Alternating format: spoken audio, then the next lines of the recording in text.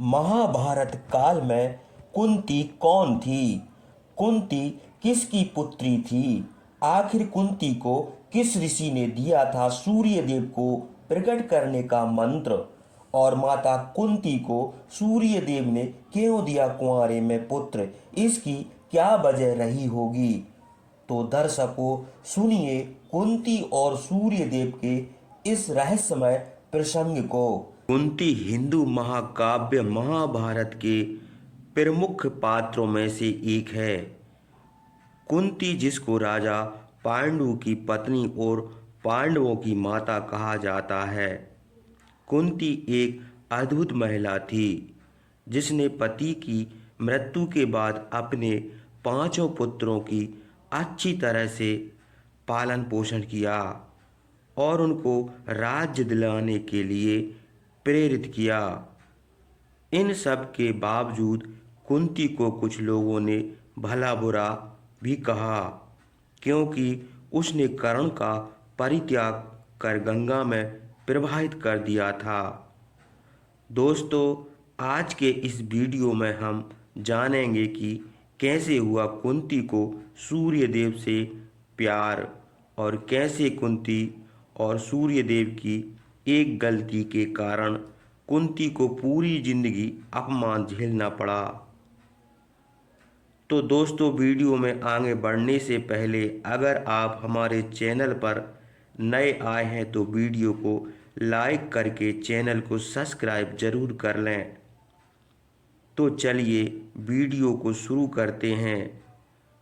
कुंती यदुवंशी राजा सूरसेन की पुत्री थी, जिसको नागवंशी राजा कुंती भोज ने गोद ले लिया था।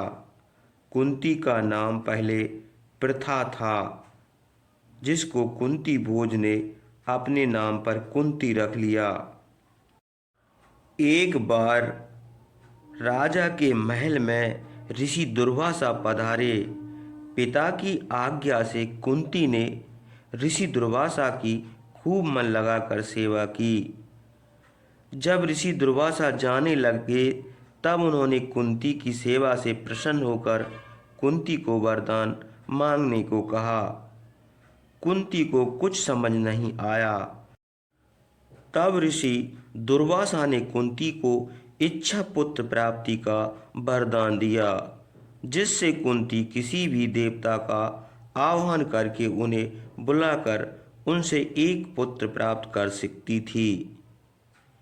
जवानी में कुंती ने ऋषि का वरदान ग्रहण कर लिया, लेकिन उसे क्या पता था कि यह वरदान आगे चलकर उसके और उसके पुत्र दोनों के लिए अभिशाप बन जाएगा। कुछ समय बीतने के बाद एक दिन कुंती अपने कमरे में बैठी थी। उसने सोचा कि क्यों न ऋषि दुर्वासा के वरदान का परीक्षण किया जाए। क्या सच में कोई देवता आएंगे या नहीं?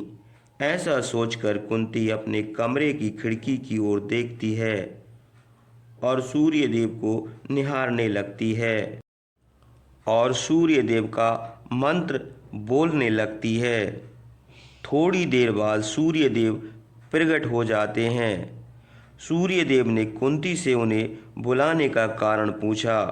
कुंती ने कहा, हे सूर्य देव, मैंने तो बस आपको ऋषि दुर्वासा के मंत्र की शक्ति का परीक्षण करने के लिए बुलाया था और अब आप जा सकते हैं।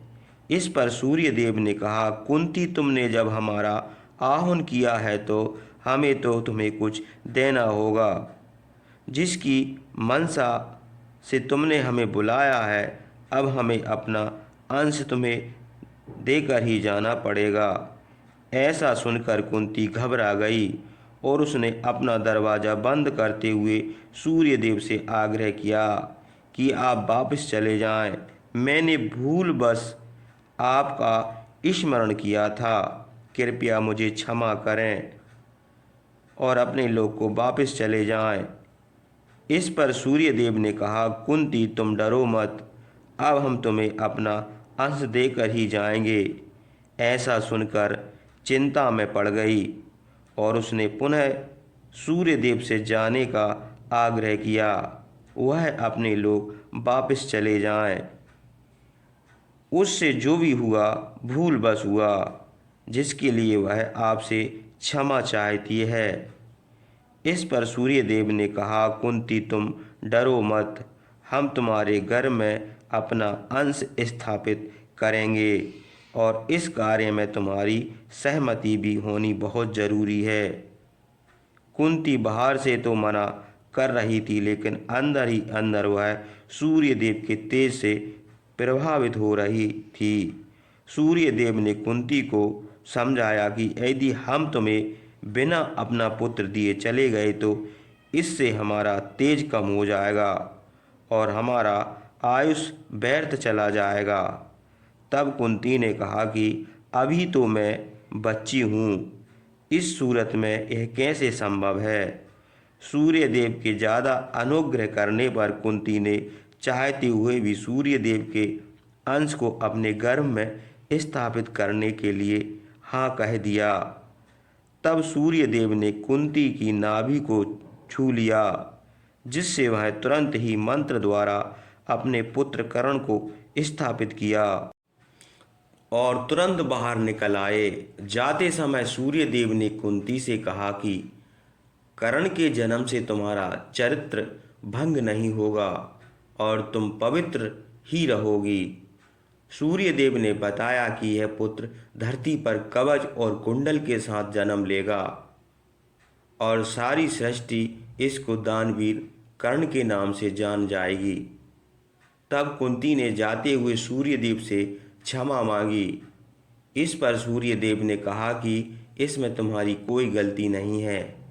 हम देवताओं में होड़ मची है कि धरती पर क्षत्रियों को स्वर्ग कैसे लाया जाए, इसलिए मैंने फैल करते हुए कर्ण को पैदा किया। आगे और भी देवता अपना काम करेंगे।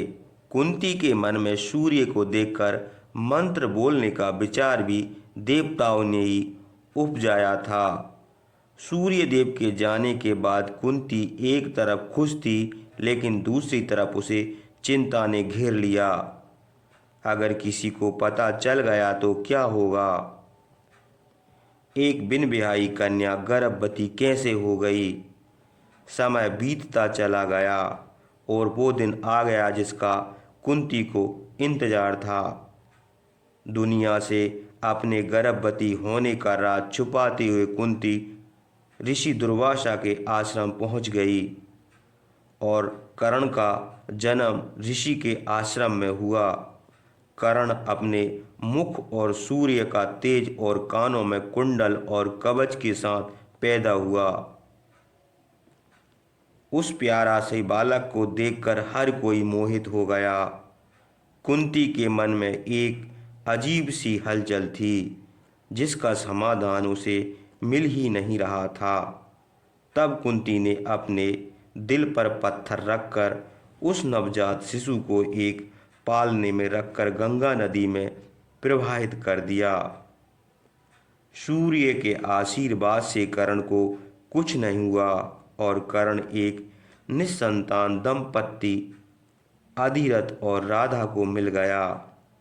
अधिरथ एक सूत जाति का व्यक्ति था, इसलिए कर्ण को लोग सूत पुत्र कहने लगे और जीवन भर कर्ण एक राजकुमार होकर भी एक सूत पुत्र कहलाया।